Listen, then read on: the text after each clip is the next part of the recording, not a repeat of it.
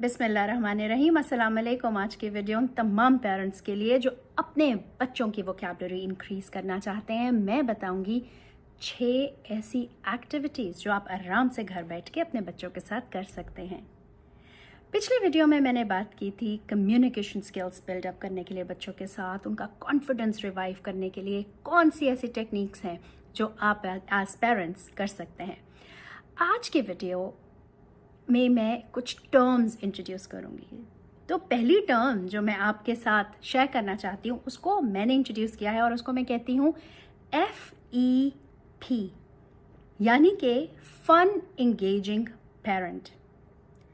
मैंने अपनी पिछले वीडियो में बात की थी क्वालिटी टाइम की। अब क्वालिटी टाइम का मतलब ये नहीं है कि आप नंबर ऑफ आवर्स कैलकुलेट करें। जितना भी वक्त आप अपने बच्चे के साथ गुजारते हैं, स्पेशली अगर आप वर्किंग पेरेंट हैं, तो जब आप अपने बच्चे के साथ टाइम गुजारते हैं तो क्या इंटरेक्शन होता है। कोई एक्टिविटीज़ इकट्ठे करते हैं, कोई मूवीज़ देखते हैं, डाइन आउट करते हैं, घर पे इकट्ठी कोई एक्टिविटीज़ एज इन कुकिंग करते हैं, कौन सी ऐसी चीज़ें जो आप करते हैं। जितना ज़्यादा पॉजिटिवली आप अपने बच्चे के साथ इंगेज करते हैं, उतना ही क्वालिटी टाइम आप अपने बच्चे के साथ करते हैं स्पेंड। तो जो टर्म आपने याद रखनी है वो FEP, यानी कि फन इंगेजिंग पेरेंट। अब आपने फन इंगेजिंग पेरेंट कैसे बनना है और कैसे अपने बच्चे की वोकैबुलरी इंक्रीज करनी है, उस पर हम बात करते हैं। देखिए, 6 डिफरेंट टेक्निक्स मैं आपसे बात करूंगी जिसके बारे में। फर्स्ट टेक्निक, अगर आपका बच्चा छोटा है और वो नया नया एक्सपोजर ले रहा है वर्ड्स के साथ, तो सबसे इम्पोर्टेंट है डिस्प्ले करना। अब डिस्प्ले आप फ्रिज मैग्नेट्स जैसे मिलते हैं, लेटर्स मिलते हैं, जो मैग्नेट्स होते हैं वो आप जगह जगह लगा सकते हैं। आप फ्लैश कार्ड्स के ज़रिए या लेटर्स लिख के या वर्ड्स लिख के उस बच्चे को एक्सपोज कर सकते हैं कि बेटा ये वर्ड है, पिक्चर्स के साथ एक्सपोज कर सकते हैं। ये तो हो गई बात जो बच्चा बहुत छोटा है। अब आप खुद भी ये डिफाइन कर सकते हैं कि आपके बच्चे का लेवल क्या है। सबसे इम्पॉर्टेंट बात होती है विजुअल एड्स देने की बच्चों को, कि वो विजुअली क्या क्या चीज़ें देख सकता है। पिक्चर्स, कलर्स, जितना ज़्यादा आप विजुअली बच्चे को अपील करने वाली एक्टिविटीज़ करवाएंगे, उतना ही बच्चा जल्दी सीखेगा। तो जो बच्चे का कमरा है, and this can be for any age group that you want, you should have a wall, एक दीवार हो या कोई भी ऐसी जगह जहाँ पे एक वर्ड आप पेस्ट कर सकें। उसको आप कह सकते हैं वर्ड ऑफ द डे। तो कोई भी ऐसा लफ्ज़ जो कि आपको लगता है कि आप अपने बच्चे के साथ यूज़ करना चाहते हैं, उसको इंट्रोड्यूस करना चाहते हैं, तो word of the day pasted on a wall is very important.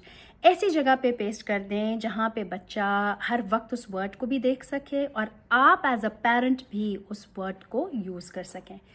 अब मैं ये नहीं कहती कि उस वर्ड को आपने हर रोज़ चेंज करना है, तो वर्ड ऑफ द डे की जगह वर्ड ऑफ द वीक भी कर सकते हैं। ये तो अब आप पे डिपेंड करता है कि आपका बच्चा कौन से लेवल पे है और किस एज ग्रुप का है। दूसरी बहुत इम्पॉर्टेंट चीज़ जो है वो है गेम्स।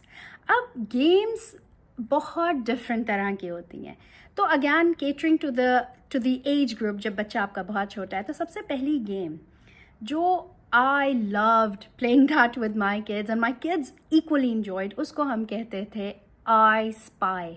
तो एक सेंटेंस होता है, I spy with my little I something beginning with, और बिगिनिंग विद के बाद हम एक लेटर चूज करते हैं। जो इस कमरे में हम बैठे होते हैं उस पे से हम कोई भी एक ऑब्जेक्ट सिलेक्ट कर लेते हैं और उसका फर्स्ट लेटर बच्चे को बताते हैं। सो फॉर एग्जांपल, हम लिविंग रूम में हैं, लिविंग रूम में तो टीवी होता है, मे बी बुक्स हैं, तो हम बच्चे को कहेंगे I spy with my little I something beginning with. और अगर हम कहें टी, तो बच्चा फौरन ढूंढेगा टी से क्या हो सकता है, देन टीवी। एफ से क्या हो सकता है, फैन। ए से क्या हो सकता है, एयर कंडीशनर। सो इस तरह की चीज़ों में आप एज अ पेरेंट क्या कर रहे हैं, FEP, you are a fun engaging parent, right. तो पहली गेम जो छोटे बच्चों के साथ आप खेल सकते हैं, और अगर आपके पास डिफरेंट एज ग्रुप्स के बच्चे हैं तो ऑफकोर्स बड़े सिबलिंग्स भी ये गेम छोटे बच्चों के साथ खेल सकते हैं। दूसरी गेम जो कि बच्चे बहुत इन्जॉय करते हैं, हम एज अ पेरेंट बैठ जाते हैं बच्चे के साथ और हम कहते हैं कि बेटा मैं एक टर्म बोलूँगी या अम्ब्रेला टर्म मैं उसकी बात करती हूँ कि एक ऐसा वर्ड जिससे रिलेटेड बहुत सारे वर्ड्स निकलते हैं. सो फॉर एग्जाम्पल बच्चा और मैं बैठे तो मैंने कहा बेटा the first word or the umbrella term I'm going to use is vehicles. अब टर्न्स लो बात बताने में. सो व्हीकल्स कौन कौन से होते हैं? वो कहेगा कार, मैं कहूँगी बस. वो कहेगा बाइक, मैं कहूँगी शिप. वो कहेगा ट्रक और मैं कहूँगी bike. So we are going to take turns saying the associated words. अच्छा, अब जो तीसरी गेम है वो इससे थोड़ा सा लेवल डिफरेंट है. मेहनत थोड़ी सी करनी पड़ेगी. उसके लिए ये है कि आप कटअप्स बना लें छोटे छोटे पीसेस पे, कोई ना कोई वर्ड्स लिख लीजिए. ठीक है, again depending on the age level of your child. उन सारे वर्ड्स को एक बोल में डाल लें या किसी भी चीज़ में डाल के एक वर्ड आप निकालें, एक वर्ड आपका बच्चा निकाले. तो अगर आपने पहला वर्ड निकाला है तो आप बच्चे को बोलें this is the word, now you give me a sentence, right. तो अगर वर्ड निकला है लेट्स से टेबल, तो बच्चा उस टेबल का जो वर्ड है उसका सेंटेंस बताएगा.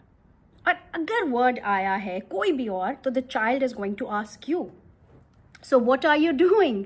You are becoming a fun engaging parent where you are participating in the activity. तो याद रखिए पार्टिसिपेट करना बहुत ज़रूरी है बच्चों के साथ.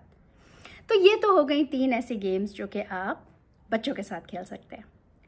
अगली स्ट्रैटेजी जो मैं आपको बताना चाहती हूँ वो है online games, vocabulary building games, board games.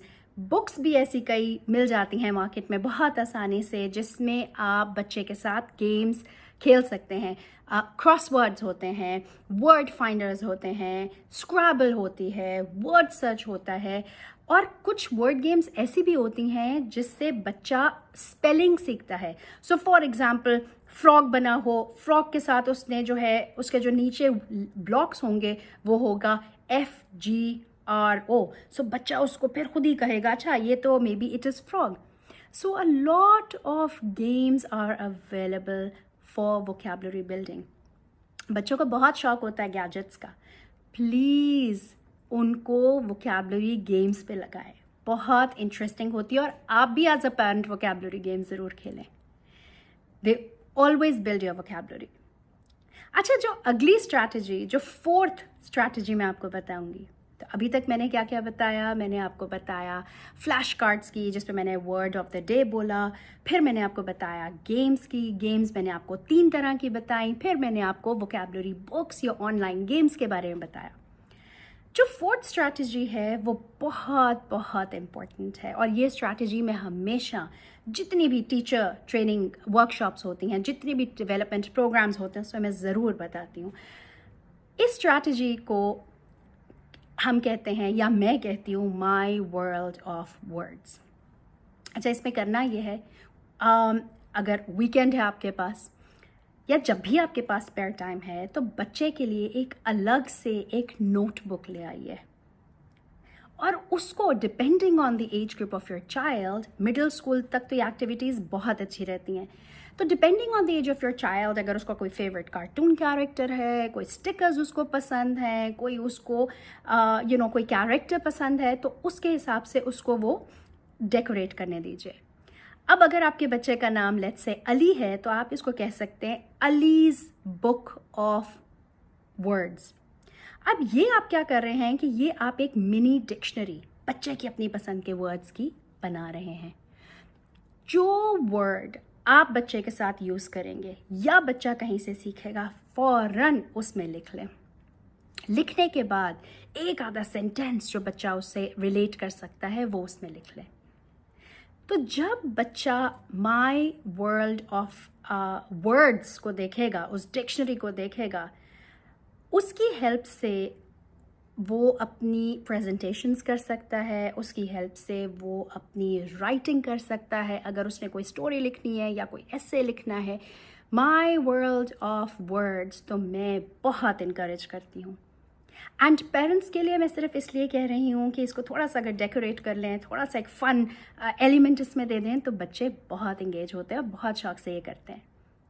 The sixth activity, sorry, the fifth, not the sixth, the fifth activity, जो आपने वो कटआउट्स बनाए थे छोटे छोटे वर्ड्स के, उन्हीं वर्ड्स को बच्चे से कहें कि सेंटेंसेस लिख के लाए। अगर बच्चा बड़ा है और उसके कैलिबर के वर्ड्स हैं तो बच्चे से कहें छोटा सा एक पैराग्राफ लिख के लाए जिसमें एटलीस्ट 3 to 4 to 5 वो वर्ड्स इंक्लूड करें। ठीक है, तो आप एज अ पेरेंट क्या कर रहे हैं, आप उसको सिर्फ इंस्ट्रक्शन दे रहे हैं, right, that I am waiting, so bring that to me, एक टाइम सेट कर दें। The most important activity that you are going to do as a parent, the sixth activity, इसमें आपने सिर्फ लिसनर बन जाना है और बच्चे से जो उसने सेंटेंसेस लिखे हैं या जो पैराग्राफ लिखा है वो आपने कहना है, बेटे मैं सुन रहा हूँ, मुझे सुनाओ। So, as a parent, you're just going to sit back and say, all right, beta, I'm listening. सुनाओ आप, क्या लिखा है आपने? And let the child only say out the sentences or read out the paragraph. So, उससे क्या हो रहा है? Reading, writing, speaking, हर स्किल उसमें एम्बेड हो रहा है। तो अब फैसला आपने करना है कि आप FEP किस तरह से अपना सकते हैं। How can you be a fun engaging parent? I hope these 6 activities will be practical. You will be able to use them in your lives, and please weekly भी आप कर सकते हैं। ज़रूरी नहीं है कि आज ही आपने आज ही सारी चीज़ें करनी है, वीकली ब्रेक डाउन इसको करें। हमेशा एक एलिमेंट जो फ़न का आता है बच्चे के लिए वो बहुत मज़े मज़े में सीख भी जाता है और वोकैबुलरी तो आती ही मज़े से है। I hope this was a helpful video. Inshallah, I will see you very soon again. Till then, take care, stay blessed, stay happy, and think about the FEP.